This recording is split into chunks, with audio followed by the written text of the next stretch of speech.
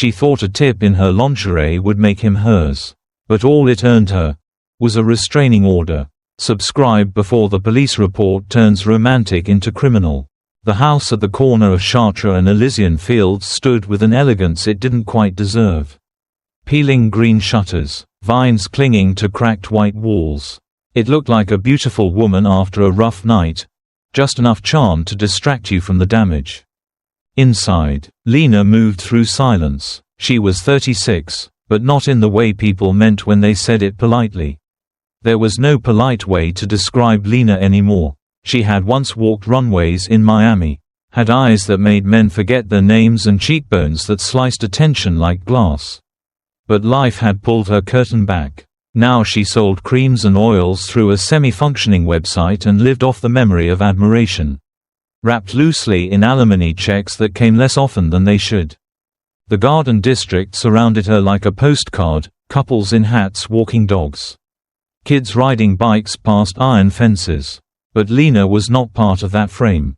Her life existed behind drawn curtains, beyond the click of the online checkout. Mornings came in silence, coffee with too much sugar, a gaze through the window that sometimes lasted an hour. She had notebooks, not one, 5, each with lists of dates, times, names, a record of people who passed by, who delivered things, who knocked. There were little hearts drawn next to certain entries. And lately, the hearts had all belonged to the same man. It started with a leak, a faucet that hissed all night like a whisper from a past she couldn't sleep through.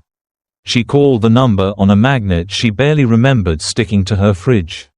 Fast fix plumbing, honest work, local guys. She expected someone old, maybe unshaven, maybe someone she could ignore. Instead, Marcus arrived. He was 33, maybe 34. Close-shaved hair, steady hands, and a ring on his finger that said someone had already claimed him. But there was something quiet about him, like he fixed things not just because it paid the bills, but because he believed everything broken deserved a second chance. She opened the door in her silk robe. Not the thick one, the thin one, ivory, nearly translucent. She didn't flinch under his glance, because he didn't really give her one. His eyes remained at shoulder height, voice low and respectful. It annoyed her more than it should have. "I'll check the main under the sink," he said, kneeling down. She watched the muscles in his back shift beneath his gray uniform. He wore cologne, just a hint. Nothing flashy, clean, crisp. She didn't recognize the brand, but she would spend hours on Sephora later trying to match it. When he finished, she pulled the folded bill from her robe, slid it from inside the left cup of her lingerie. "For your hands," she said, holding it just a little too long in the air. "Not your tools." He flushed, just slightly, took it with a nod and a tight smile. "Thank you, Mom." "Mom." That stung. She shut the door and leaned against it. Eyes closed, breath shallow. After that, everything changed. She started opening the blinds during the day. Just slightly, enough to see the sidewalk. The trucks. She noticed how Marcus parked. Always straight, always respectful. She noticed the times he came to other homes on the street, Mrs. Langdon on Mondays, the Martinez house on Wednesdays. She noticed what shirt he wore, how long he stayed. Once, he laughed, deep and from the chest, and she heard it through her window like a song she hadn't realized she missed. She started writing again, not poetry, records. Thursday, 11:47 a.m. Blue shirt, slight sweat at collar, scent, citrus with cedar undertone. Tuesday, 3:10 p.m. Said hi to kid on bike. Nice. Saturday, 8:33 a.m. No ring. Is that normal? Each note pressed into the page with a pen that shook slightly in her hand. She didn't talk to anyone about it. Who would she talk to?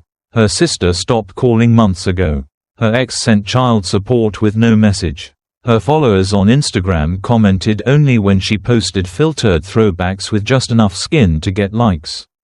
But none of that was real. Marcus was real. The way his shoulders squared under pressure. The care he took wrapping up his tools. How he always made sure the front gate closed gently behind him. It wasn't just attraction, it was structure. order, safety, something Lena hadn't had in years. One afternoon, she stood too long behind the curtain and caught his eye as he walked to his van. Just a glance, but her heart stopped as if she'd been caught doing something indecent. She ducked, then smiled to herself in the dark. Her cheeks warm, a teenage kind of thrill. And maybe that's what scared her. Because it wasn't just loneliness. It wasn't just lust. It was need. And need, when left unchecked, warps everything it touches. She started wearing lipstick to open packages. Changed her robe to something tighter. Practiced how she'd lean on the doorway when he returned. Pictured the conversation, his hands brushing hers. An apology that turned into something else. A coffee he wouldn't decline. But he didn't come again. Weeks passed. Her faucet worked. No leaks. No reason. She thought about making one. Puncturing the hose under her sink. Unscrewing the valve just enough to cause a drip. Something innocent. Harmless. But then she wondered if he'd know. If he'd see through it. If he'd judge her. Instead, she called again. Claimed the pressure was weak. That something didn't feel right. He arrived on a Thursday. She wore red this time. The lace itched, but she didn't flinch when she opened the door. He flinched. Just a little. Just enough. He worked quickly. Barely spoke. His movements clipped. Professional. Not cold, but cautious. She offered the tip again. From the same place. This time, he didn't take it. Thank you, Mom, but it's really not necessary. Mom again. As he turned, she caught his wrist. Not hard. Just enough to make him stop. You don't have to be polite. She said, I see how you look. He blinked, took a step back. I have a wife. I know. Doesn't mean you don't feel something. He said nothing, just left. The gate clicked louder this time. Lena stood in the hallway for a long time. The silence after a door closes sometimes screams louder than a fight. Later, she opened her notebook. She didn't write a time. Or a cent, just a single word in red ink. Circled 3 times. Distance. She closed the book, went to the mirror, looked hard. Then she reached for the phone again. Something was coming undone, not with him, with her, and she wasn't sure she wanted to stop it. She opened the door again. Not in red lace this time, but in pale blue silk that shimmered faintly in the late morning light. Lena had planned this moment for 3 days. Timed it to match when Marcus was likely between appointments. She even let the kitchen faucet drip overnight, just to give her story weight. Marcus stood on the porch, toolbox in hand, the way he always did, back straight, eyes cautious. He didn't step in immediately. You said water again? She smiled as though they'd shared a secret. Not a boundary crossed. It's probably nothing, but I figured better safe than sorry. Right. He stepped in slowly, as if the air inside were heavier. She led him to the kitchen, where a bottle of white wine waited open on the counter. 2 glasses beside it. Little noon celebration for the neighborhood's most reliable handyman. She said lightly. He didn't sit, didn't smile, just crouched by the sink. Lena leaned against the counter, arms crossed gently beneath her chest. Watching him. You smell like someone I used to love, she said after a beat. Marcus froze for just a second, then resumed tightening a valve. She reached out, fingers grazing the back of his hand. He flinched, visibly now, and stood up fast, nearly knocking into the counter. Lena, he said, his voice tense, controlled. This isn't okay. She tilted her head, smile unwavering. Why? Because you're married, or because you want to pretend nothing's there? He shook his head, stepping back. I'm sorry if I gave you the wrong idea. I come here to fix things. That's all. She let him go without a word. But the moment the door closed, she pulled out her phone and typed, "You forgot your tools. Or maybe your heart." The reply came minutes later. "Please stop. I'm married." Lena sat in the hallway, legs curled to her chest, eyes staring at the words like they were in another language. Her chest hurt, but not from heartbreak, from disbelief, from the insult of being denied. She scrolled through her camera roll, found the picture she'd snapped through the curtain, the one where Marcus stood by his van. The sun catching the sweat on his brow. She printed it, glued it into her journal beneath a pink, hand-drawn heart. Then she began to dig. It didn't take long to find Dawn's profile, Marcus's wife. Public, open, saccharine, photos of the kids, weekend trips to Baton Rouge, anniversary dinners. Lena studied every frame like a forensic expert. What did she have that Lena didn't? Stability, normalcy. Lena scoffed. She created a fake account. Blank photo, no bio, nothing personal. Then she started commenting. On a family picnic post, he looks happier when he's working. On a selfie from Dawn's birthday, hope you checked your bathroom camera. Closing parenthesis quote. On a Father's Day tribute, everyone has a secret side.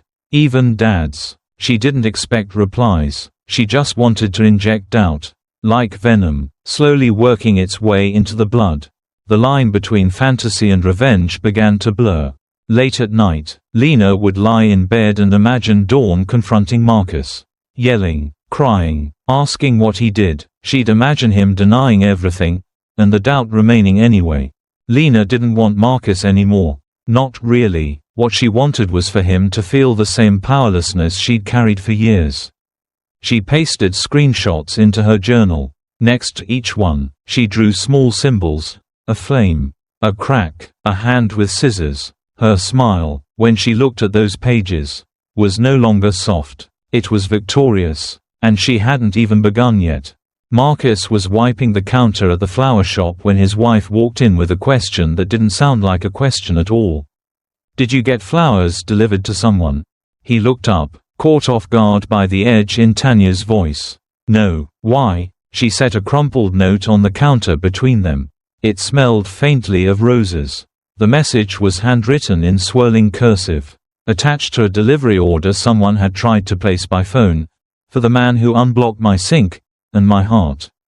Tanya's brow arched. Marcus felt the heat crawl up the back of his neck. "That's not from me. Someone probably thinks they're funny." Tanya didn't smile. "They called the shop, gave your full name, said you'd know what it meant." He wanted to dismiss it, laugh it off, but a chill had already taken root. The name, the message, there was only one person it could be. He told Tanya he'd handle it, that he'd look into it. She didn't believe him, not entirely, but she left it there. For now. That night, Marcus couldn't sleep, not because of guilt, because of dread. The next morning, he noticed the car. It was parked across the street. A pale gray sedan, windows tinted just enough to make out a silhouette but not a face. It was there at 7:45 a.m. Still there when he returned at lunch. Still there when the streetlights buzzed on. The second day, same car, no movement. By the third, he pulled the footage from the security camera mounted on the front porch. He paused it, zoomed. There she was. Lena, sitting perfectly still in the driver's seat. Sunglasses, a notebook in her lap. He stared at the screen. Bile rising. He hadn't seen her since he told her to stop. Since the last message. Since she touched his hand and called it love. Now she was watching his house. He didn't tell Tanya yet. But things didn't wait for him to catch up. It was Tanya who found the camera. Behind the mirror in their upstairs bathroom. A tiny black dot barely visible unless the light hit it at the right angle. She was brushing her hair when she noticed it. Tapped it. It shifted. A click. Her heart stopped. Marcus was downstairs when he heard her scream. The police came that evening. Marcus gave them everything. The footage. Lena's name. The string of messages she'd sent. He played the voicemail she left once, where she breathed but didn't speak. The officers took the camera. Ran a signal trace. It pinged to a prepaid phone, registered once under the name, Lena Duval. When the officer looked up from the tablet and said the name aloud, Tanya sat down. It wasn't disbelief. It was the horror of being proven right about something you never wanted to be true. 2 days later, Lena was brought in. She wore a powder blue trench coat and sunglasses inside the precinct. Her posture was regal, almost amused. They asked her about the car. "The Garden District is public," she said, tilting her head. "Can't a woman enjoy a drive?" They asked about the messages. "I was a satisfied customer. she said with a smile. Is that illegal now? They showed her the connection to the hidden camera. She blinked once, very slowly. I have no knowledge of that device, she said calmly, but maybe your little housewife installed it. Not every marriage is perfect. Her voice was honey wrapped around thorns. She was released, not enough to hold her. Marcus changed all the locks, cancelled every appointment, stayed up late checking the windows. Tanya didn't ask if he'd slept with Lena. That wasn't the issue anymore. She wanted to know why this woman thought she was allowed to destroy their peace. Outside, letters began to arrive. No return address, no name, just folded pages in envelopes. Some typed, some written. You looked at me once like I was real. That was enough to make me forget the years no one saw me. Another. I never meant to scare you, but you touched my soul when you didn't even look me in the eyes. Tanya found one on the welcome mat. Another slid under the garage door. Marcus burned each one. Lena watched from down the street, from behind tinted windows. Her breath fogged the glass as she whispered to herself. Again and again, he just doesn't remember yet. But he will. The line between love and delusion had disappeared. And the story wasn't over. It was just beginning to turn dangerous. It was a cold Wednesday morning when Lena was arrested. She stood across the street from the elementary school, her coat drawn tightly around her, a scarf covering most of her face. The school bell hadn't rung yet. Children filtered in through the gates, holding hands with parents, wearing backpacks far too big for their frames. Lena wasn't watching them. Her eyes were fixed on a single child, Marcus's son. He had his father's walk, the same awkward bounce. That's what made her smile. The officer approached quietly. She didn't run, didn't speak, just turned to him, eyes unreadable. I'm not here for the children, she said softly. They cuffed her anyway. At the station, her phone was unlocked. What they found wasn't just incriminating, it was a revelation. Over 300 photos of Marcus, in his truck, in his yard, outside grocery stores, through rain-streaked windows, at the gym, with his son, with Tanya, alone. Some were selfies she had edited with filters. Others were zoomed-in shots from across the street, from alleys, from hidden angles. There were captions beneath some. He's tired today. She yelled at him again. He looked right at me. I think he knows. One photo chilled the room. It was Marcus in his bedroom, shirtless, sitting at the edge of his bed. The angle suggested the shot came from outside, through the blinds. At night, the officers exchanged glances. There was no more doubt now. Tanya arrived at the precinct 2 hours later. She had asked for the right to speak, to look the woman in the eye. The officers hesitated, but finally allowed it, under watch. The door opened. Lena sat behind a table, her hair slightly disheveled but her posture still straight, composed. Her hands, now free of cuffs, were folded politely. Tanya stepped in slowly, a storm behind her eyes. "Why my husband?" she asked. Not with fury, with exhaustion. Lena didn't answer at first, just studied Tanya's face like it was a math problem she'd solved long ago. Then she smiled. "Because he's real," Lena said, "and he smiled at me like I existed." Tanya stared. "That's all it took," she whispered. "A smile." Lena leaned forward, voice growing quiet. "You don't know what it's like to be unseen, to walk through days like a shadow. And then someone notices you, not just politely, but truly sees you. You think I'm crazy, maybe I am, but he gave me something I hadn't felt in years. That something," Tanya said, her voice trembling, "was not love, it was pity, or maybe habit, but it wasn't yours to own."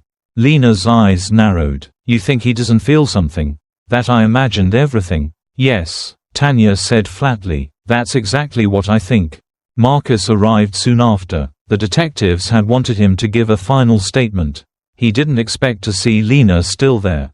When their eyes met, she smiled again. He didn't smile back. "I fix pipes," Marcus said, voice low, worn, real, not hearts. "You needed help, not me." She laughed, soft, broken. "You say that like you weren't the only human I've met in years. That doesn't mean I belong to you." he replied. Silence filled the room. Lena looked down at her hands. Then up again. I didn't mean to hurt anyone, she said finally. You did, Tanya said. You scared us. You violated our home. You watched our child. I just wanted to matter, Lena whispered. Marcus turned to the officer. I'm done. As he walked out with Tanya, Lena didn't call after him. She didn't cry. She just sat there, still as stone, the distance between her desire and her destruction finally clear. In the days that followed, the papers would cover the story as a case of obsession gone wrong. But behind headlines, behind charges, behind restraining orders, there was still a woman who once had dreams, who once had a future, who once walked runways and wore applause like perfume. Now she had silence, and her own voice echoing through a cell. I just wanted to matter. They didn't put her in prison. Not exactly. The judge looked at the photos, the messages, the footage, and then at Lena. She stood quietly in the courtroom, hands folded, eyes strangely calm, not pleading, not defiant, just absent, like someone halfway between apology and surrender. The verdict was mandated psychiatric supervision, a mental health facility in the outskirts of the city, not maximum security, but locked, monitored, controlled. The news broke within hours. Online forums exploded, Reddit threads dissected her every move. TikTok reenactments appeared by the next morning. The hashtag bathroom stalker trended for 3 days. They turned her into a meme, a monster, a warning. But inside the sterile walls of the facility, Lena didn't laugh, didn't even notice. She had her corner, a single bed, a window with no latch, a drawer filled with pencils, and a recorder. She found it in the art therapy room. They let patients use them to express themselves. Most recorded confessions, crying spells, or poems. Lena used hers for one thing. She had managed to capture a voice message Marcus once left, just a clipped accidental recording where he laughed while talking to someone else. Just 3 seconds, but to her, it was everything. She played it every night. Thumb tapping repeat, listening to that warm, oblivious laugh until the batteries wore out. Her therapist noted the behavior, documented it, but never took the recorder away. Because even in obsession, comfort is still a form of survival. Lena spoke little during group sessions.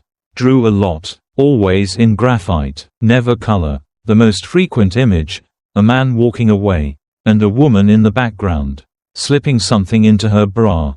Her face vague, her eyes distant. Sometimes she drew herself smaller than she really was, as if she'd already begun to disappear. Meanwhile, Marcus and Tanya packed up their lives. Quietly, efficiently, the for sale sign went up without warning. The neighbors guessed. No one asked. They moved to Oregon, bought a house near a lake, started fresh. Their son never knew the full story. He only asked once, when he noticed new locks on every door. Is someone coming? He whispered. No, Tanya told him, holding him close. No one's coming. We're just safer now. Marcus never mentioned Lena again. Not to friends, not to family, not even to Tanya when they lay awake at night and the air felt too heavy with memory. But sometimes, he'd glance at his own reflection and wonder what kindness had cost him. Back in the facility, Lena remained under watch. Her official diagnosis: obsessive delusional attachment with compulsive fantasy behavior. She didn't argue, she didn't speak much at all. Except once, a new nurse asked her, during medication rounds, "Do you regret it?" Lena blinked, then smiled, not madly, not sadly, just softly. "I thought I was tipping love," she said, "but all I bought was silence and shame." The nurse said nothing. Later that night, Lena picked up her pencil again, drew the same man, the same woman. This time, there were no eyes in the sketch, just hollow spaces, as if love had long since left the page, and memory was the only thing left to haunt it. Sometimes, the scariest thing isn't a person breaking into your home. It's the quiet erosion of someone who has been ignored for far too long. Lena didn't need love. She needed to be seen. And sometimes, That need becomes a shadow no one sees coming, until it's already inside. But not every story begins with loneliness. Some begin with secrets. And in our next story, a woman named Angela from Brooklyn thought she had it all under control. Until a single photo, taken from behind, arrived from a number no one could trace. It exposed not only her affair, but the man who had been watching her the entire time, her husband. Stay with us, because what's captured from behind sometimes hits the hardest from the front. Up next, Angela from Brooklyn. The affair was exposed by a backview photo from an unknown number. Only on Infidelity Chronicles.